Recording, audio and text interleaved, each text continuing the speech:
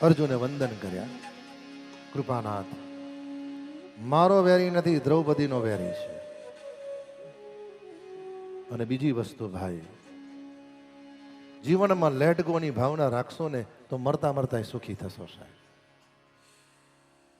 અમુક પ્રસંગ અને અમુક સમયે અમુક વસ્તુને જતું કરવાની ટેવ રાખો છે.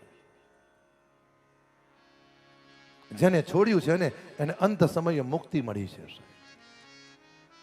જેને પકડી રાખ્યું છે ને, મુક્તિ તો ઠીક પણ મૃત્યુએ બગડ્યું છે સાહેબ. કરુણા થઈ. દૃઢાવતે અસ્વસ્થમાને બાંધ્યો. ભગવાને મનમાં વિચાર કર્યો, એટલું ભયંકર કુરૂપ કરી નાખું તારું. લઈને આવ્યા, રથમાંથી નીચે ઉતાર્યા. જઈ અને દ્રૌપદીને કીધું કે તમારો વેરી આવી ગયો છે. દ્રૌપદી છાવણીની બહાર આવ્યા. અસ્વસ્થામાં દોરડાવતે બાંધેલા જોયા. દ્રૌપદીએ સાડીનો છેડો આંખની પાસે મૂકી દીધો. અને આમે તમે જુઓ, દરેક ઘરની અંદર એક સ્ત્રી એવી હોય છે કે ઘરની ગમે તેવી પરિસ્થિતિની અંદર પણ એના હૃદયમાંથી દયાનો ભાવ જતો નથી સાહેબ. આખી જિંદગી પરિવાર વાળે એની સાથે બગાડ્યું હોય, એના એક પ્રસંગમાં ના આયા હોય સાહેબ,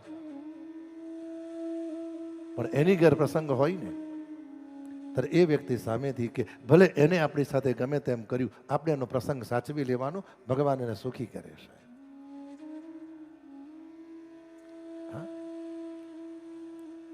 અસ્વસ્થતાને જોયો અને બોલ્યા, મુચ્યતામ મેષમ બ્રાહ્મણમ નિતરામ ગુરુ.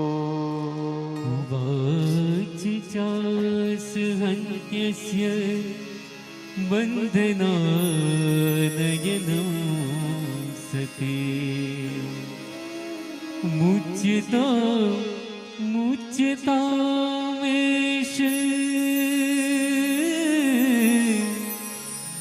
બ્રાહ્મણો નિતરામ ગુરુ.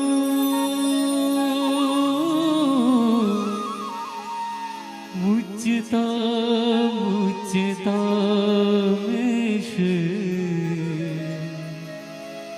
બ્રાહ્મણો નિતરામ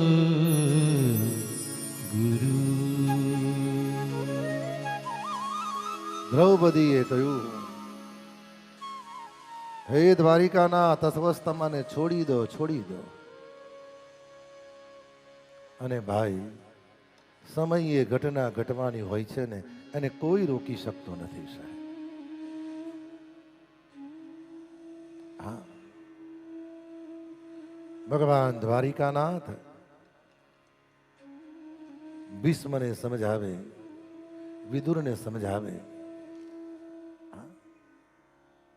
કૃપાચાર્ય, દ્રોણાચાર્ય ચારેય જન દ્વારિકાનાથને કે પ્રભુ, મારી એક ઈચ્છા છે, યુદ્ધ બંધ રહે એમ કરો. યુદ્ધ ના થાય તો સારું.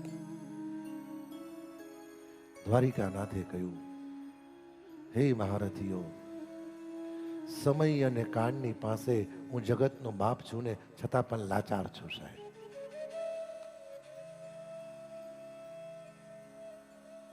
સમયે જે ઘટના ઘટવાની હોય છે ને, હું ઘણી વાર જાણતો હોવા છતાં પણ રોકી શકતો નથી સાહેબ.